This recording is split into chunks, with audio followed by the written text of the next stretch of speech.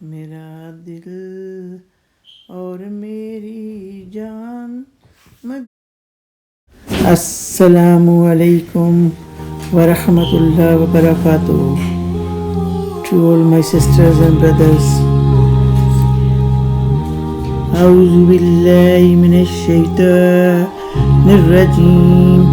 بسم الله الرحمن الرحیم.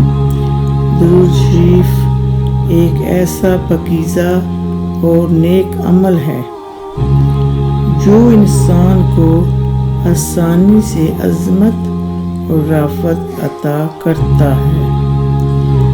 اللہ تعالیٰ نے ہر نبی اور پیغمبر کو اپنی کسی نہ کسی خصوصی شان اور عظمت سے نوازا ہے.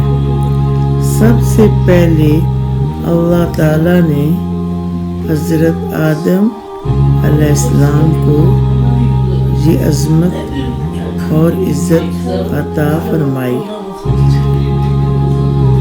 کہ فرشتوں کو ان کے سامنے جھکا دیا. پھر حضرت ابراہیم علیہ السلام کو اپنی دوستی سے نوازا اور ان کی جائے سکونت کو حج کا مرکز بنا دیا. پھر ان کے بیٹے حضرت اسماعیل علیہ السلام کو ذبح کا خطاب نوازا.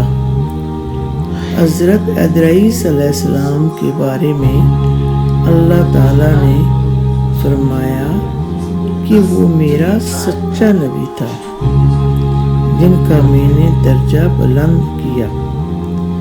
حضرت اسحاق علیہ السلام کو اصحابہ بصیرت میں شمار کیا. حضرت یوسف علیہ السلام کو بے مثل حسن سے نوازا. حضرت عیسیٰ علیہ السلام کو بے کمال معجزات سے تائید کی اور حضرت موسیٰ علیہ السلام کو ہم کلامی کا شرف بخشا. گویا کہ ہر نبی کو اللہ تعالیٰ نے اپنی ایک خاص نعمت سے سرفراز کیا، مگر حضور صلی اللہ علیہ وسلم کو سب سے اعلیٰ یہ اعزاز دیا کہ ان کے ذکر کو اپنا ذکر قرار دیا اور ان کے نام کو اپنے نام کے ساتھ شامل کر کے ان پر خود درود پاک پڑھنا اپنا شعار بنا لیا. ارشاد باری تعالیٰ ہے کہ ان اللہ و ملائکتہ یصلون علی النبی یا ایھا الذین آمنوا صلوا علیہ وسلموا تسلیما. بے شک اللہ تعالیٰ اور اس کے فرشتے اپنے نبی مکرم پر درود بھیجتے ہیں. اے ایمان والو، تم بھی آپ پر درود بھیجا کرو اور اچھی طرح سلام بھیجو.